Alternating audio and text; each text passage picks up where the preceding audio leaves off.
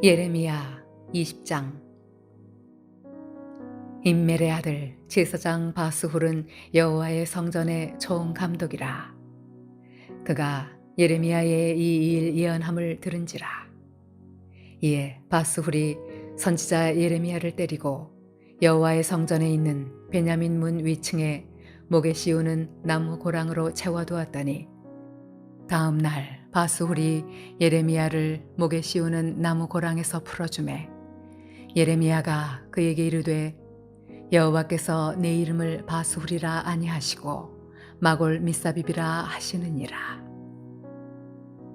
여호와께서 이와 같이 말씀하시되, 보라, 내가 너로 너와 네 모든 친구에게 두려움이 되게 하리니 그들이 그들의 원수들의 칼에 엎드러질 것이요 내 눈은 그것을 볼 것이며 내가 온 유다를 바벨론 왕의 손에 넘기리니 그가 그들을 사로잡아 바벨론으로 옮겨 칼로 죽이리라. 내가 또 이 성읍의 모든 부와 그 모든 소득과 그 모든 귀중품과 유다 왕들의 모든 보물을 그 원수의 손에 넘기리니 그들이 그것을 탈취하여 바벨론으로 가져가리라. 바스후라, 너와 네 집에 사는 모든 사람이 포로되어 옮겨지리니 내가 바벨론에 이르러 거기서 죽어 거기 묻힐 것이라. 너와 너의 거짓 예언을 들은 네 모든 친구도 그와 같으리라 하셨느니라.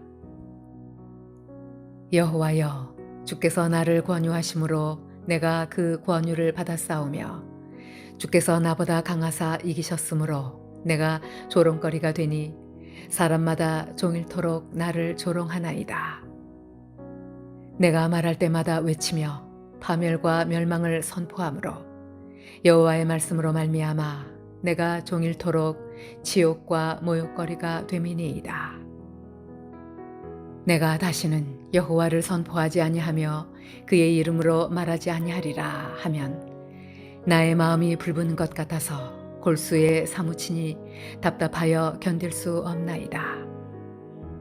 나는 무리의 비방과 사방이 두려워함을 들었나이다. 그들이 이르기를 고소하라, 우리도 고소하리라 하오며 내 친한 벗도 다 내가 실족하기를 기다리며 그가 혹시 유혹을 받게 되면 우리가 그를 이기어 우리 원수를 갚자 하나이다. 그러하오나 여호와는 두려운 용사 같으시며 나와 함께 하심으로 나를 박해하는 자들이 넘어지고 이기지 못할 것이오며 그들은 지혜롭게 행하지 못하므로 큰 치욕을 당하오리니 그 치욕은 길이 잊지 못할 것이니이다.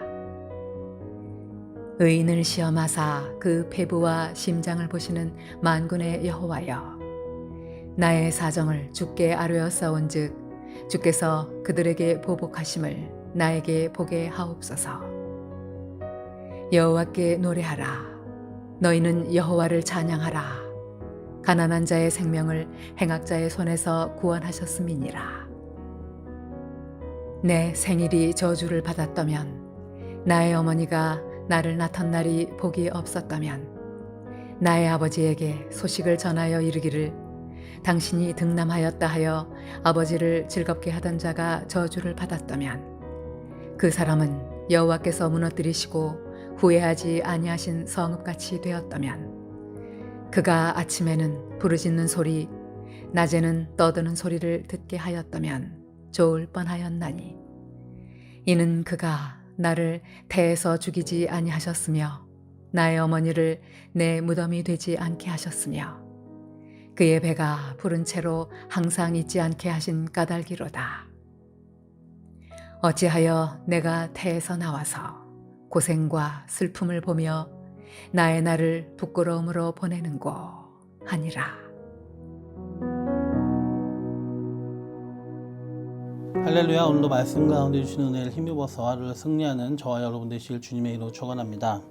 오늘 함께 나눌 하나님 말씀은 구약성경 예레미야 20장 1절에서 6절 말씀입니다. 오늘 본문 말씀을 보면 19장에서 예레미야가 심판의 경고의 말씀을 전한 후에 있었던 일인데요.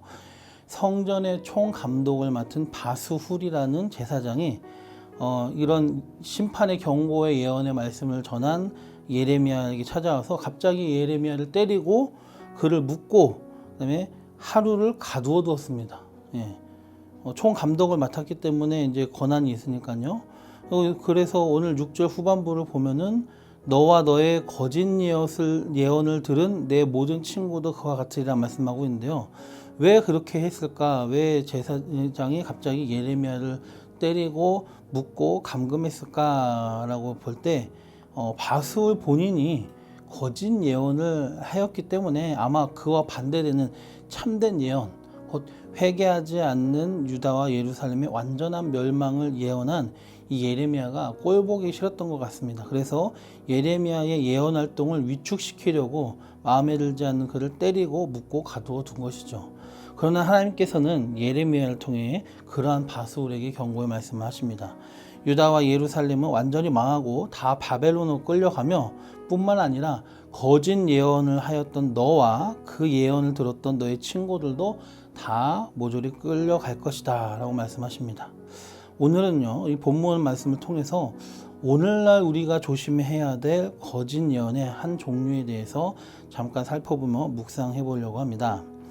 하나님께서 거짓 예언하며 하나님의 참된 말씀을 전하는 이 예레미야를 대적한 바술이란 제사장에게 심판하신 이유는 단지 그가 거짓말로 예언했기 때문에 정도가 아닙니다. 예.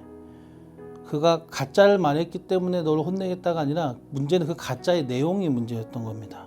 예. 그렇다고 가짜가 문제가 아니라는 얘기는 아니고요.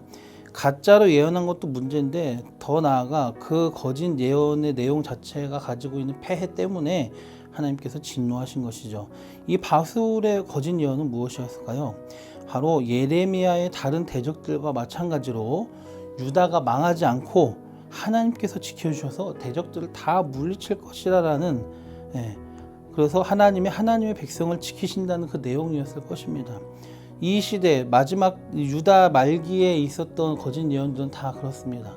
하나님의 참 선지자들은 심판과 멸망 그리고 회개를 촉구하는 예언을 했다면은 반대자들은 전혀 반대의 예언을 했죠. 우리는 안전할 것이다. 우리는 하나님의 백성이기 때문에 하나님 지켜주실 것이다. 우리가 이길 것이다. 완전히 반대죠.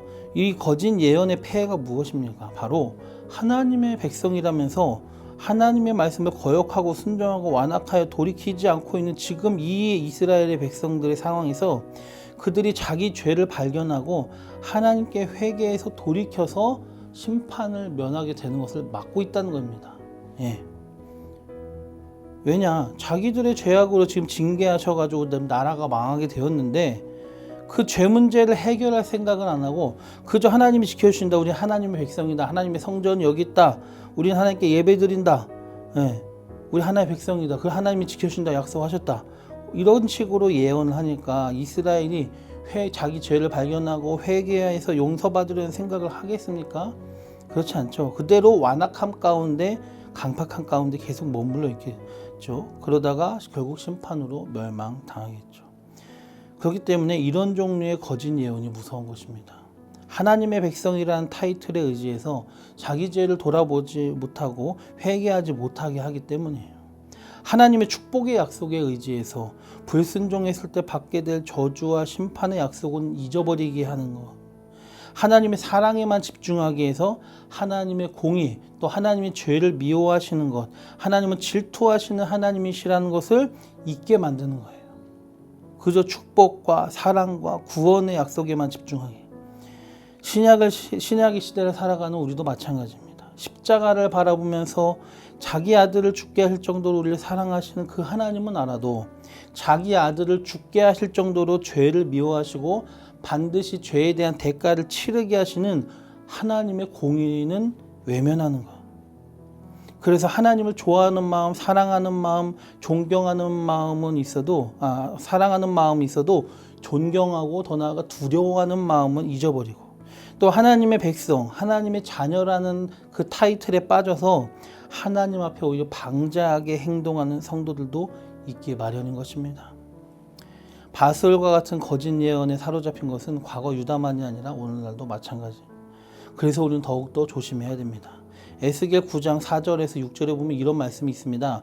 여호와께서 이르시되 너는 예루살렘 성읍 중에 순행하며 그 가운데에서 행하는 모든 가증한 일로 말미암아 탄식하며 우는 자의 이마에 표를 그리라 하고 그들에 대하여 내 귀에 이르시되 너희는 그를 따라 성읍 중에 다니며 불쌍히 여기지 말며 긍휼을 베푸지 말고 쳐서 늙은 자와 젊은 자와 처녀와 어린이와 여자를 다 죽이되 이마에 표 있는 자에게는 가까이 하지 말라. 내 성소에서 시작할지니라 하시매 그들이 성전 앞에 있는 늙은 자들부터 시작하더라. 무엇입니까? 예루살렘 성읍, 하나님의 백성들이 살고 시온산 하나님의 도성인 성읍 가운데 가면서 하나님의 심판하는 사자들에게 명하시면서 그 가운데 행하는 모든 가증한 예루살렘에 가득한 모든 악함과 죄악과 우상 숭배로 말미암아 하나님 앞에 회개하고 탄식하며 이 나라 이 민족을 위해서 울며 회개하며 기도하는 자들의 이마에는 표식을 하고 그 표식이 없는 사람들은 다 죽이라. 남녀노소 불구하고 불쌍히 여기지 말고 전부 다 심판하여 죽이라. 다만 이 이마에 표 있는 자들 회개하며 탄식하며 그 나라 민족을 위해 기도하고 우는 자들만은 살려두라. 그리고 이 심판은 어디서 시작하라? 내 성소에서 시작하라 하심에 그들이 성전 앞에 있는 늙은 자들로부터 쳐 죽이기 시작하더라. 이 나라가 회개하지 않고 돌이키지 않고 이 백성이 이 성도가 이 교회가 하나님의 심판 앞에서 회개하지 않으면은 결국은 하나님의 심판을 받게 되면 그 책임은 누구에게 있는 겁니까? 불신자들이 아니라 성도와 교회에게 그 책임이 먼저 있다는 것을 우리가 알아야 됩니다. 내 성소에서 시작하라. 하나님의 심판의 칼날은 하나님의 성소에서 시작합니다. 그럼 그 타겟은 누굽니까? 교회와 성도예요. 하나님의 백성이라는 유다, 예루살렘의 멸망, 그 제사장들이 끌려갈 것이라. 왜 그렇게 예언하시고? 그들이 책임에 가장 막중하기 때문이죠. 회개에 관심이 없고 그래서 회개하지 않고 하나님의 백성이니까 하나님의 교회니까 괜찮아. 하나님의 사람이니까 구해주실 거야. 지켜주실 거야. 하나님의 사람이니까 하나님의 교회이고 하나님의 성도니까 하나님의 교회니까 하나님의 성도니까 더 죄에 민감하고 회개하고 죄와 싸우려고 하고 이 악한 세상에 대해서 탄식하며 이 망해가는 나라를 위해 악해져가는 나라와 민족을 위해 기도해야 되는데 그러지 않으니까 하나님의 보시기에는 이런 겁니다. 너가 제일 나쁜 놈이다. 누구? 하나님의 교회 성도들에게. 정확히는 회개하지 않고 또 이 나라 민족을 위해 탄식하지 않는 이 교회와 성도들이 바로 제일 나쁜 놈이다 하시는 거예요. 그래서 하나님의 심판이 성소에서부터 성전에서부터 시작되는 것이죠. 과거만 그랬을까요? 지금도 마찬가지예요. 결국 하나님께서 가지고 계신 마음 그것입니다. 우리 원하시는 것도 그거예요.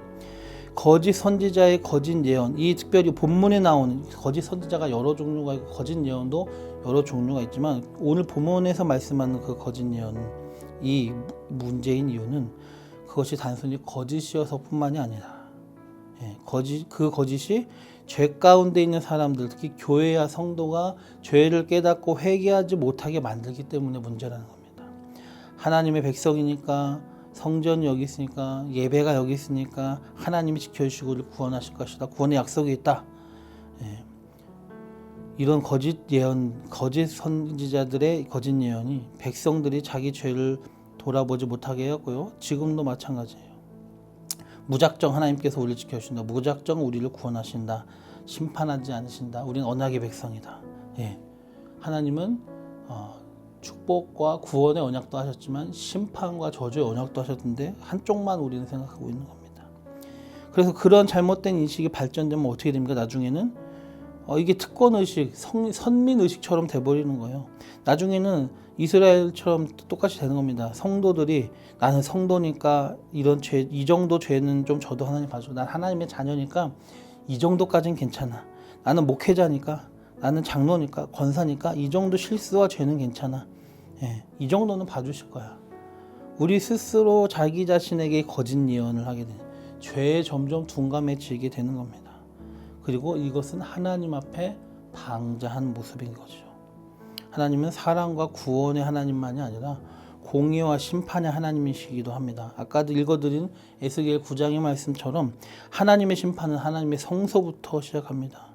스스로 거짓 예언에 속아서 회개하지 않는 하나님의 백성은 하나님의 강한 채찍을 맞는 첫 번째 주자가 될 것입니다. 우리 모두 하나님의 사랑과 공의, 구원과 심판을 모두 바르게 깨닫고 스스로 거짓 예언에 속아서 하나님 앞에 방자히 행하지 말고 늘 말씀 앞에 자신을 살피며 우리 자신 가운데 고칠 것을 고치고 회개할 것을 회개하며 하나님이 원하시는 온전함으로 나아가는, 그래서 하나님 백성다운 백성이 되는 우리 모두가 되기를 주님의 축원합니다. 특별히 마지막 때에 거짓 예언에 속아 회개하지 못해 멸망했던 유다와 같이 되지 않도록 이 나라, 이 민족, 그리고 이 땅의 교회 성도들의 회복을 위해서 눈물로 기도하는 우리 모두가 되시길 주님의 이름으로 축원합니다. 기도드리겠습니다. 좋으신 주님, 바술이 했던, 그리고 예레미야의 대적자들이 했던 그 시대의 거짓 예언이 지금도 혹시 우리 가운데 있는지 모르겠습니다.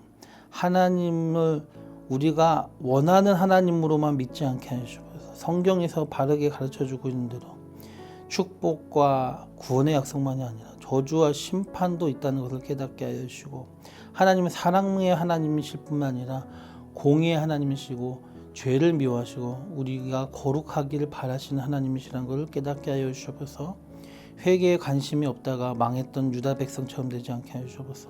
우리는 그런 거짓 예언에 스스로 속이지 않게 하여 주시고 늘 사랑과 공의와 구원과 심판의 하나님을 온전히 깨달아 하나님 앞에 우리 자신의 잘못된 것을 고쳐나가며 회개하며 온전함으로 나아가게 하여 주옵소서. 특별히 점점 망가져가고 있는 이 사회, 그리고 힘을 잃어가고 있고 잠들어 있는 한국 교회와 성도들을 위해서 눈물로 기도할 줄 아는 저희가 되게 하여 주시옵소서. 하나님의 은혜가 우리 교회와 우리 성도들과 이 나라 이 민족 이 땅의 교회 성도들에게 있기를 원합니다. 예수님의 이름으로 감사하며 기도드리옵나이다. 아멘.